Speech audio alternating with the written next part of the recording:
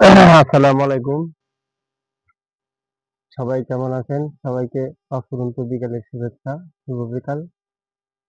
সবাইকে শুভেচ্ছা জানালাম। সবাই কেমন আছেন? কমেন্টে জানিয়ে দিবেন। আপনাদের মাঝে আরেকটা ভিডিও নিয়ে হাজির হলাম। সুন্দর প্রাকৃতিক সৌন্দর্য নিয়ে। গুমখ্যাত কৃষকের কিভাবে গম আবাদ করে দেখেন।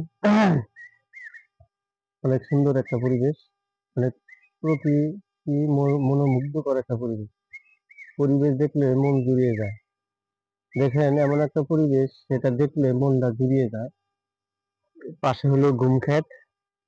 গুমখ্যাতের পাশে এটা হলো ইয়ার বাগান কি বরুই। ও বরুই তো আছে দেখি, হ্যাঁ খাওয়া যায় কিনা একটু ট্রাই করে দেখা লাগবে। অনেক সুন্দর সুন্দর বসে এখন কি সারিবদ্ধ ভাবে সাজিয়ে রাখছে বরুই গাছ, লাগানো হয়েছে দেখি। অনেক সুন্দর সারিবদ্ধ ভাবে লাগানো হয়েছে। এগুলা কলম দেওয়া বরুই সম্ভবত আমার মনে হয়। হঠাৎ করে বরুইয়ের বাগানে চলে আসলাম। দেখতে থাকেন, ভিডিওটা ভালো লাগলে লাইক কমেন্ট করে শেয়ার করে পাশে থাকবেন। এটা হচ্ছে পেয়ারা বাগান। পেয়ারা বাগান, এটা পেয়ারা বাগান অনেক দেখতে সুন্দর লাগতেছে। পাশে অনেক সবুজ শাকসবজির গাছ রয়ে গেছে। এগুলো খড় গরু খাওয়ানোর জন্য ঘাস।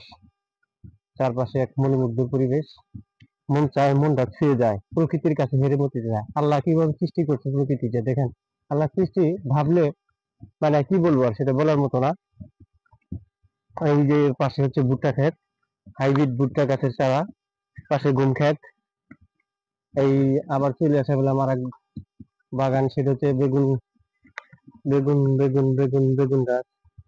বেগুন গাছের চারা।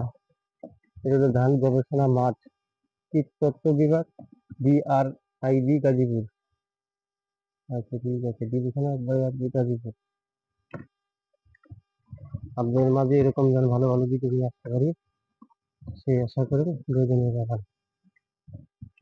আল্লাহ আকবার। তো যাই হোক, ভিডিওটা দেখতে থাকেন, পাশে থেকে যুক্ত হয়ে থাকবেন।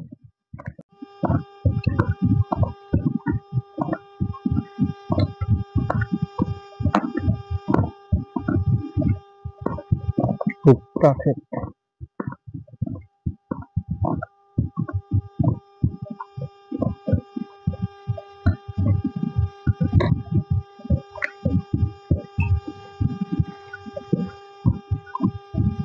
এগুলো হচ্ছে হাইব্রিডের ভুট্টার চারা। দেখেন কত বড় বড় আম গাছ, আম ধরছে।